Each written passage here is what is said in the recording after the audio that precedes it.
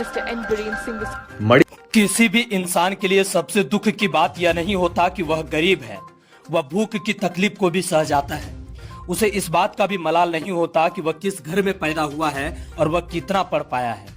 मगर दुनिया में कोई भी इंसान यह नहीं सह सकता कि कोई उसका इज्जत को तार तार कर दे, हजारों लोगों के सामने उसकी आबरू लूट ली जाए, कोई उसकी आत्मा और शरीर को शर्मसार कर दे। हालात चाहे कैसे भी हो, तकलीफ कितनी भी बड़ी क्यों ना हो, लेकिन गरीब से गरीब आदमी कभी भी अपनी इज्जत के साथ समझौता नहीं करता। मगर इसी समाज में जब दो औरतों को हजारों की भीड़ के सामने इनके कपड़े उतार कर घुमाया जाता है, उनकी बेइज्जती की जाती है, उनकी इज्जत लूटी जाती है और वह भीड़ के सामने हाथ जोड़कर खुद को छोड़ने की अपील करते रहती है और कोई नहीं सुनता है, तो इससे ज्यादा दुख और तकलीफ की बात और क्या हो सकती है। एक देश और समाज के नाते हमारे लिए इससे बड़ी और शर्म की बात क्या हो सकती है। मणिपुर से आए हमारी बहनों का वीडियो ने पूरे देश को शर्मसार कर दिया है। हम 3 महीने से सुन रहे थे कि मणिपुर में हिंसा हो रही है, लोग मारे जा रहे हैं, उनके घर जलाए जा रहे हैं, मगर देश की मीडिया और हुक्मरानों ने उस पर कोई ध्यान नहीं दिया। उनके कान तक कोई जू तक नहीं रेंगी। मगर 29 जुलाई को जब यह वीडियो सामने आया तो यह पूरे देश को सन्न कर दिया। हमें यह सोचने पर मजबूर कर दिया कि हमारे ही देश में हमारे ही लोगों के साथ इस तरह की घटना हो रही है और हम कुछ नहीं कर पाए। आखिर कौन है इस वारदात का जिम्मेदार? वासी हरकत के पीछे आखिर पुलिस और सरकार क्यों इतनी अपाहिज बनी रही कि अपनों ही बहन बेटियों को नहीं बचा पाई? और देश की मीडिया इतना सोया हुआ कैसे हो सकता है कि पाकिस्तान से आया सीमा हैदर की सारी कुंडली खंगाल डाली, लेकिन 4 मई को भी इस घटना का तब तक उन्हें पता नहीं चलता जब तक कि उसका वीडियो सामने नहीं आया।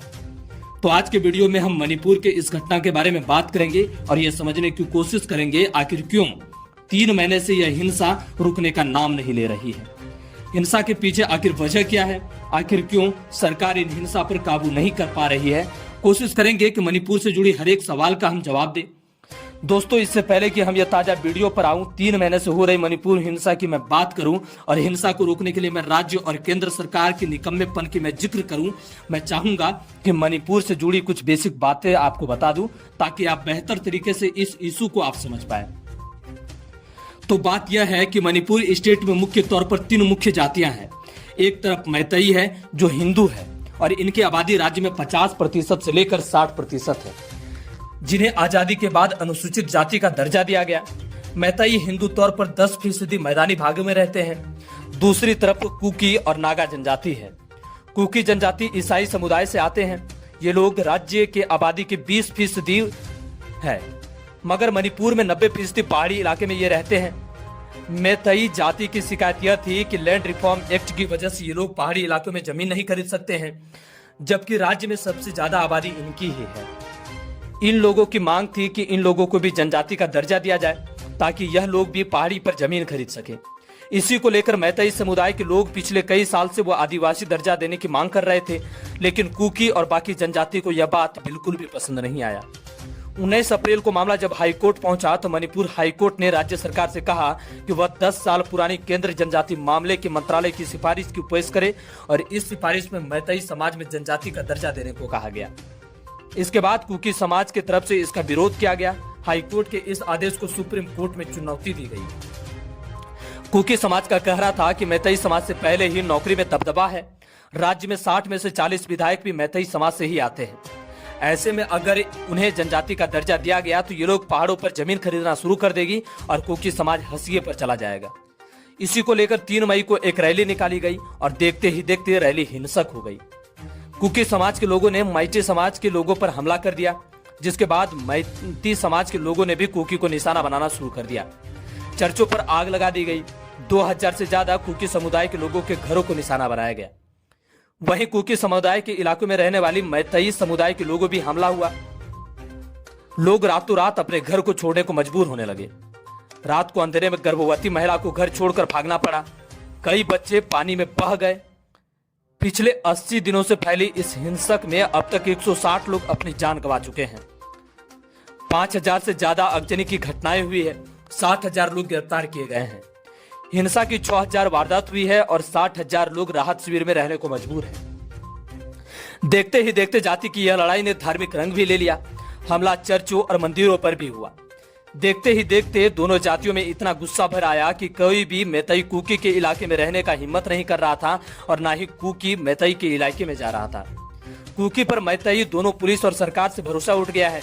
ऐसा लग रहा है जैसे उन्हें अपनी सुरक्षा खुद करनी पड़ेगी और ये लोग दूसरे की हिंसा से बचने के लिए खुद की हिंसा करने लगे और हालात बिगड़ते बिगड़ते यहाँ तक आ गई कि मणिपुर के इन्हीं हालात को देखकर 3 महीने से लगातार आवाजें उठती रही। लोग सवाल कर रहे हैं कि राज्य और केंद्र दोनों जगह बीजेपी की सरकार है, फिर भी कोई एक्शन क्यों नहीं लिया जा रहा है?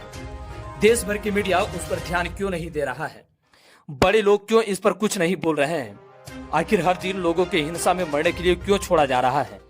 ये भी सवाल पूछे जा रहे हैं कि अगर मानहानि के मामले में राहुल गांधी के सांसद की सदस्यता चली जाती है, एक गलत बयान के लिए अदालत उनकी जिम्मेदारी तय करती है, तो मणिपुर के इस हिंसा के लिए राज्य के मुख्यमंत्री बीरेंद्र सिंह की जिम्मेदारी क्यों तय नहीं की जा रही है? क्यों उनके इस्तीफा नहीं मांगा जा रहा है? क्यों उनसे इस्तीफा नहीं मांगा जा रहा है? और अगर मुख्यमंत्री हालात नहीं संभाल पा रहे हैं तो राज्य में राष्ट्रपति शासन क्यों नहीं लगाई जा रही है? मगर इन 3 महीनों में इन सवालों का जवाब अभी तक किसी ने नहीं दे पाया है। लेकिन 29 जुलाई को एक ऐसा वीडियो सामने आया जिसने सबको बोलने पर मजबूर कर दिया।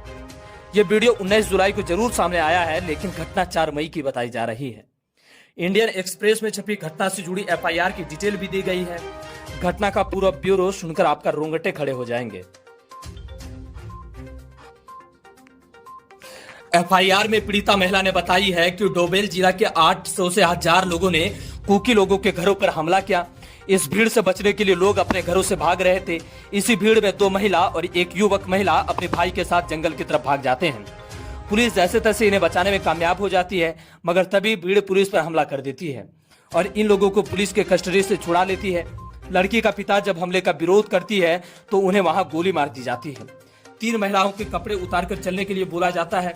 उनमें से एक 20 साल की लड़की के साथ गलत काम किया जाता है। उसका भाई जब विरोध करता है तो उसकी भाई की भी हत्या कर दी जाती है। सच में यह सब सुनकर सिर शर्म से झुक जाता है, मगर उनमें से भी शर्म की बात यह है कि यह घटना 4 मई की है, जबकि 2 हफ्ते बाद 18 मई को थाउबल जिले में 0 FIR दर्ज कराई गई और 2.5 महीने के बाद इस मामले में पहली गिरफ्तारी तब हुई जब घटना का वीडियो वायरल हुआ। मतलब जिस घटना में 2 लोगों की मौत हो जाती है, एक लड़की का रेप हो जाता है, 3 महिलाओं को बिना कपड़े का घुमाया जाता है, उस मामले में 2 मई के बाद सिर्फ 1 गिरफ्तारी होती है। जी हाँ, सिर्फ 1, वो भी तब जब इस घटना का वीडियो सोशल मीडिया पर वायरल हुआ। इससे आप समझ सकते हैं कि मणिपुर में पुलिस प्रशासन कैसे काम करती है। इसके बावजूद मणिपुर के CM का रवैया देखिए। जब एक टीवी चैनल ने इस वीडियो के बारे में पूछा तो कहने लगे कि अरे आपके हाथ तो एक वीडियो लग गया तो आप इस बारे में पूछ रही हो। ऐसे तो सैकड़ों मामले हैं तो क्या हुआ? यह सब बासी की बात है।